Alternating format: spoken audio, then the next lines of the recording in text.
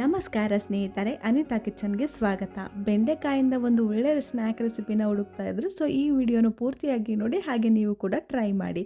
First ಇಲ್ಲಿ ಬೆಂಡೆಕಾಯಿನ ತೊಗೊಂಡಿದ್ದೀನಿ. ಇದನ್ನು ನೀಟಾಗಿ ಕ್ಲೀನ್ ಮಾಡ್ಕೊಳ್ಬೇಕು. ಉಪ್ಪನ್ನ ಹಾಕ್ಕೊಂಡು ಇದನ್ನು ಚೆನ್ನಾಗಿ ತೊಳ್ಕೊಳ್ತಾ ಇದ್ದೀನಿ. ಇದು ಬೆಂಡೆಕಾಯಿ ತೊಳೆದಾದ್ಮೇಲೆ ಒಂದು ಡ್ರೈ ಬಟ್ಟೆನ ತೊಗೊಂಡು ಇದನ್ನು ನೀಟಾಗಿ ಹರಡ್ಕೊಂಡು ಇದನ್ನು ಡ್ರೈ ಮಾಡ್ಕೊಳ್ತಾ ಇದ್ದೀನಿ.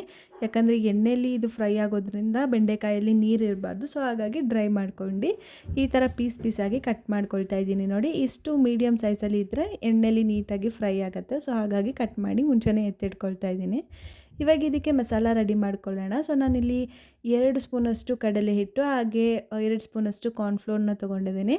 1 ಸ್ಪೂನಷ್ಟು ಅರಿಶಿನ, ಹಾಗೆ 1 ಸ್ಪೂನಷ್ಟು ಉಪ್ಪು ರುಚಿಗೆ ತಕ್ಕಷ್ಟು, ಖಾರಕ್ಕೆ ತಕ್ಕಷ್ಟು 1 ಸ್ಪೂನಷ್ಟು ಅಚ್ಚ ಖಾರದ ಪುಡಿ, ಅರ್ಧ ಸ್ಪೂನ್ ಧನಿಯಾ ಪುಡಿ, ಹಾಗೆ 1 ಸ್ಪೂನ್ ಗರಂ ಮಸಾಲ ಹಾಕ್ಕೊಂಡು ಹಾಗೆ ಮಿಕ್ಸ್ ಮಾಡಿ ಇದಕ್ಕೆ ಕಟ್ ಮಾಡಿ ಇಟ್ಕೊಂಡಿದ್ದಂಥ ಬೆಂಡೆಕಾಯಿನ ಇದರೊಳಗೆ ಹಾಕ್ಕೊಂಡು ಇದನ್ನು ಕೂಡ ಮಿಕ್ಸ್ ಮಾಡ್ಕೊಳ್ಳಿ ಒಂದ್ಸಲ.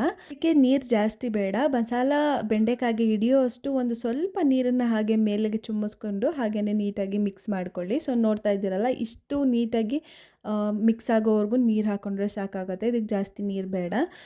ಅದು ಮ್ಯಾರಿನೇಟ್ ಆಗೋಷ್ಟರೊಳಗಡೆ ಒಂದು ಬಾಣಲಿ ತೊಗೊಂಡು ಇದಕ್ಕೆ ಎಣ್ಣೆ ಹಾಕ್ಕೊಂಡು ನೀಟಾಗಿ ಕಾಯಿಸ್ಕೊಂಬೇಡ. ಎಣ್ಣೆ ಕಾದ್ಮೇಲೆ ಏನು ಮ್ಯಾರಿನೇಟ್ ಮಾಡಿಟ್ಟಿರ್ತೀರಲ್ಲ ಬೆಂಡೆಕಾಯಿನ, ಅದನ್ನು ಕೂಡ ನೀಟಾಗಿ ಉಡುಡಿಯಾಗಿ ಹಾಕ್ಕೊಂಡು ಇದನ್ನು ಕೂಡ ನಾನು ಡೀಪಾಗಿ ಫ್ರೈ ಮಾಡ್ಕೊಂಡಿದ್ದೀನಿ. ಅಂದರೆ ತುಂಬ ರೋಸ್ಟ್ ಮಾಡ್ಕೊಂಡಿದ್ದೀನಿ. ತುಂಬ ರೋಸ್ಟ್ ಮಾಡಿದಷ್ಟು ಟೇಸ್ಟ್ ತುಂಬ ಚೆನ್ನಾಗಿರುತ್ತೆ.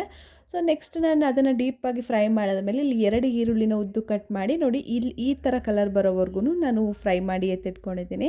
ಹಾಗೆ ಕಡಲೆ ಬೀಜನ ಒಂದು ಇಡೀ ಮೇಲೆ ಒಂದು ಸ್ವಲ್ಪ ತೊಗೊಂಡು ಅದನ್ನು ಕೂಡ ಚೆನ್ನಾಗಿ ರೋಸ್ಟ್ ಮಾಡ್ಕೊಂಡಿದ್ದೀನಿ. ಹಾಗೆ ಗೋಡಂಬಿ ತುಂಬ ಫ್ಲೇವರ್ ಆಗಿರುತ್ತೆ. ಹಾಗಾಗಿ ಗೋಡಂಬಿನೂ ಕೂಡ ಹಾಕ್ಕೊಳ್ತಾ ಇದ್ದೀನಿ. ಹಾಗೆ 2 ಬೆಳ್ಳುಳ್ಳಿನ ಜಜ್ಜಿ ಹಾಕ್ಕೊಂಡಿದ್ದೆ, ಅದು ಕೂಡ ತೊಗೊಂಡಿದ್ದೀನಿ. ಹಾಗೆ 1 ಹಿಡಿಯಷ್ಟು ಕರಿಬೇವು, ಹಾಗೆ ಒಂದು 2 ರಿಂದ 3 ಒಣಮೆಣಸಿನಕಾಯಿನೂ ಕೂಡ ಎಣ್ಣೆಯಲ್ಲಿ ಚೆನ್ನಾಗಿ ಫ್ರೈ ಮಾಡಿ ಎತ್ತಿಟ್ಕೊಂಡಿದ್ದೀನಿ.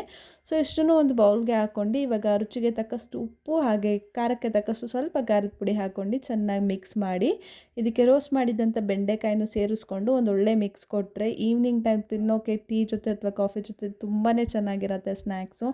ನೀವು ಕೂಡ ಟ್ರೈ ಮಾಡಿ. ಇದು ಬರೀ ಒಂದು ಸ್ನ್ಯಾಕ್ಸ್ ಎಲ್ಲ ಹೆಲ್ತಿಯಾಗಿ ಕೂಡ ಇರುತ್ತೆ. ನೀವೇ ನೋಡ್ಬೋದು, ಬೆಂಡೆಕಾಯಿ ತುಂಬ ಜನ ತಿನ್ನಲ್ಲ. ಇದನ್ನು ಮಾಡಿಕೊಡಿ, ತಿಂತಾರೆ ಅಂತ ಹೇಳ್ತಾ ಈ ವಿಡಿಯೋನ ಪೂರ್ತಿಯಾಗಿ ನೋಡೋದಕ್ಕಾಗಿ ಧನ್ಯವಾದ.